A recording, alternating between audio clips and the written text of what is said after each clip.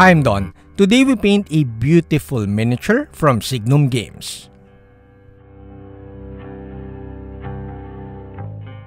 This video is just another skin painting video because I really love painting skin in miniatures, and I decided that I'll show you the longer clip instead of just keeping it at Patreon because I have a ton of skin painting at Patreon already.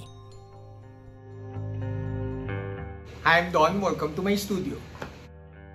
This channel is supported by all these awesome brands. And of course, this channel won't be possible without the support of my patrons. We start with a foundation color or base color. I'll be using this new game colors from Vallejo, but after a while of layering with this paint, these are great paints, I kinda gave up. Now I thought that this particular color that I'm using right now is similar to the Vallejo Nocturna reddish skin, which is similar to cuttlefish scar tissue. I love those colors. But apparently, this color after letting it dry for a few minutes is way darker. The coverage of the paint is pretty good. I love the tone, the hue of the color. However, since I find it a little bit darker, it kinda prolonged my painting session, meaning it will I need to layer up a bit more because my foundation is a bit too dark. Now we proceed to layering. Actually, I feel that I should have totally neglected this. I mixed the previous color and the new color, but again, the colors after drying is too dark to my liking, so I should have painted with the next color and did not mix them together to transition to the base color. I should have immediately used the lighter skin color as my base or foundation color. I always say this in my other videos that you should know your paints, and obviously I don't know the paints that I'm using right now. It's my first time to use this paint, so I find them a little bit darker than I wanted to, thus kinda slowing down my painting process. But that's fine. Next time I know that they'll be going to be very dark, and I will kinda adjust my painting so that it's a little bit more efficient. At this point of the video, I'm basically just sketching the skin, trying to nail down where I think or where I want the highlight should be. So it's not really common that people or painters tell you that basically miniature painting or painting in general, even if you paint on canvas or on paper, is basically lighting. You're basically translating what you see in real life and putting it on the object or the miniature or the canvas that you're painting. So it's your own translation of how light affects certain objects, or in this case, the skin. So what I'm saying is that basically, especially long-time subscribers or much more patrons, you all know how I like to paint skin or paint in general. You know that I like glaze layering, thinning down the paints a little bit with medium so that I get a little bit of transparency so that my transitions are smoother. So that's the technique. However, the actual painting is basically the application of the paints on the model that I think would show the lighting or the volume of the model, because this is how I think light affects the certain materials or surfaces that is being hit by the light. After layering with game color, I give up. Basically, I did not give up because game color is not good. It's actually, I think, the best paints that Vallejo has released so far. However, the thing is with Vallejo, or actually with normal paints, most paints, you have to add a bit more medium to get to your desired glaze consistency. And that means I'll be very messy on my wet palette because I need to add a lot of mediums to get to the level of transparency that I want when I'm doing layering. So with this one, as much as I wanted to like paint with Vallejo game colors and stay with Vallejo so that people will find it a bit more relatable, because cuttlefish is not actually available, I think, in UK and other parts of the world. So it's basically available in Canada and the US. So to make the painting a bit more relatable, I tried to stick with Vallejo.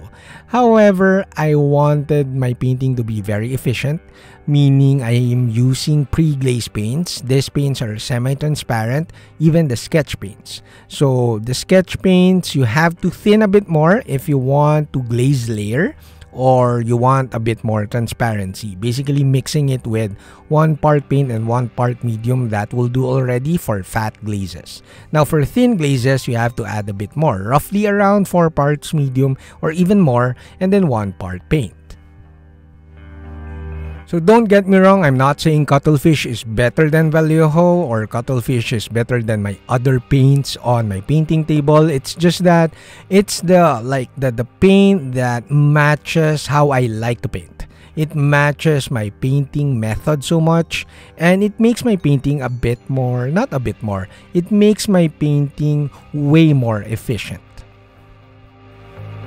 Now, if you're the type of painter that is very good at base colors already, and then you're finding your style, your painting style, the type of paint that you like for your painting, I mean, you shouldn't be too focused on that. The main focus of improving your painting, especially skin painting, is making sure that you kind of translate real life lighting effects when it hits skin, or when basically not only skin, whenever light hits certain objects or creatures or people or materials. So once you have like a basic knowledge of how to differentiate shiny materials like skin, especially non-metallic metal, or even like differentiate it with cloth or even rocks, you'll get to understand, or you'll get to paint miniatures a bit more comfortably, and you'll enjoy the painting process so much more. Another way to improve your skin painting in miniatures, if you've nailed down the technique already, you know how to do base colors really well, you know how to glaze, you even know how to wet blend. Another major tip is that you should know how the light falls on certain surfaces of the skin. You could see here I'm painting the face. Basically, when you're painting the face, you'll have light from the forehead, of course, from the top, and then the light will hit the brow area, and then it will hit the cheekbone, and then of course the bridge of the nose, a little bit on the upper lip but not so much, and if it doesn't have beard, it will have a little bit of light on the chin areas. So and of course the ears. So you should really study how light falls on a face. If you're very familiar with where usually the light falls on the face, it will be so easy to paint skin on miniature, especially on the face. Now for the body, you should also study how you could make the muscle painting look homogeneous. I'm not sure if that's the right word, because the problem with painting the body is that sometimes I see this with even my patrons or some photos in the internet. You tend to focus so much on painting different parts of the muscle groups, and if you do that too much, it will look like cartoon. Like, it will look not cartoon, it will look like comics, like a badly rendered comics. It will look like different, like bread pieces put together. So you have to learn how to make it look like a one homogeneous muscle area or body, but at the same time you put highlights where highlight should be, meaning you'll be able to define the muscle groups really well, and you should be able to define where the proper shade should fall. So like I said earlier, painting skin or painting miniatures, much more skin, is basically like translating lighting on a miniature. You're painting with lighting in mind, especially if you're doing non-metallic metal.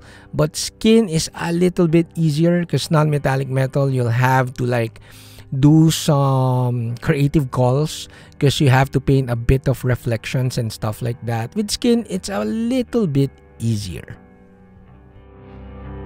Now we are finished with the skin, or semi-finished with the skin. Now we move on to painting the rest of the miniature. And in this manner, I mean, I don't really spend too much time on painting all the other parts of the miniature. So sometimes I don't even record it on film. Like for now, I'm just adding in the colors on the cloth and some areas of the model. Although the crucial part of painting the rest of the model is making sure you establish a nice color scheme. And you see here that we have a reddish skin color. So I'm kind of painting like a green cloth around his waist so that I create like a separation between the cloth and the skin, and later the non-metallic metal chains and stuff like that. So you want like good contrast in terms of your color so that you make the skin pop a bit more. The actual colors that I use here is actually semi the reverse of how I treated my zombie painting. I'll have that video tomorrow or maybe Sunday, although I have a workshop on Sunday. Anyways, I'll have the zombie video soon, and I'll explain the color theory behind it so that you could make the blood effects like pop a bit more than usual. With this one, I have a very nice warm skin, pinkish skin. Thus, I needed to paint colors that will make that skin pop a bit more. So I used green for separation, and also you saw that I'm using red for like the cloth at the front, the loincloth, so that it exaggerates the effect that red cloth is so much more saturated in comparison to the skin. And then after painting that, it's just a matter of painting a really quick non-metallic metal on the rest of the model. I'm not really particular with the glazing and the blending of the non-metallic metal here. It's just a matter of making sure that it looks like it's shiny. So I painted a lot of highlights for the non-metallic metal. Also, I knew from the start that I'll put rust effects later with the chains and stuff. So I'm not really particular in making the non-metallic metal really good. So it's just a really quick painting. I spent like maybe around 3 hours in the painting of the skin, and roughly less than a couple of hours in the painting of the rest of the miniature. So that's how I usually paint. I make sure that the main part of the model, if could be skin, usually it's skin, or it could be armor. I spend more time on painting the armor part and then making sure it looks pretty good in terms of layering and volume and contrast. And then the rest of the bits, the rest of the details of the miniature, I just brisk through. I just paint the base colors, I just paint it, making sure that it has a little bit more highlights than it should, like make sure that it pops, and make sure that the definition in between the different elements of the model is really well defined. Also notice that before painting the non-metallic metal, I paint everything black before. Like I painted it black so that it create a very nice definition in between the non-metallic metal parts and the rest of the model. When you're painting a small miniature, although this one is not really small, it's 32 millimeter. It feels big. It's really good size for painting, especially for me, for older eyes. But especially if you're painting a smaller miniature like 28 millimeter or even smaller, the most crucial part is making sure that the different elements of the model is very well defined. If you need to do recess painting because you need a differentiation or definition in between cloth and skin and armor, you have to do it. And if you can, like what I do, I just paint like the rest of those parts black so that I leave a very thin line of black area in between the cloth or in between the skin and the weapons or the armor parts. By leaving a very thin line of black, I create a very nice definition in between those elements. So that is very, very important.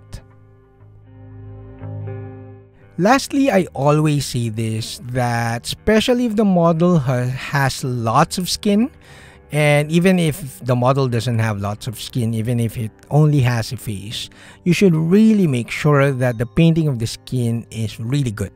Because if you have good skin, everything else follows, at least in my opinion. So people tend to look at the skin, especially the face, immediately when looking at a model, even if you're looking at a real person.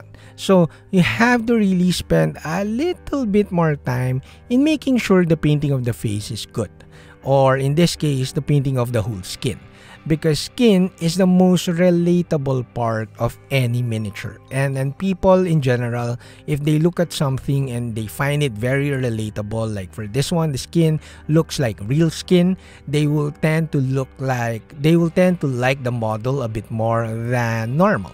Like, this is not like a very famous Warhammer model or something, but when you look at it in my display cabinet, you'll tend, hopefully, you'll tend to look at the face and the skin painting a bit more than the rest of the model. My main point is that when you learn how to paint good skin in miniatures, you can paint everything and you can make any miniature look very good. Now, before I reveal, a ton of thanks to all my patrons, because without my patrons, this channel won't be possible. So that's it. I hope you like this long video. I'm not really sure if my newer subscribers are used to such a long format, because I used to do this long format before I focus on Patreon.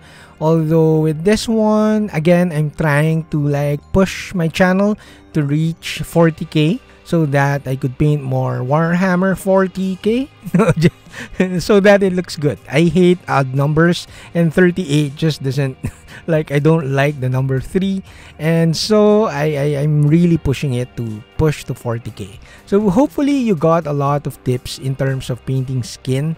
I have a ton of skin tutorials here at YouTube and also at Patreon. So I really urge you to learn and be very comfortable at painting skin in miniatures.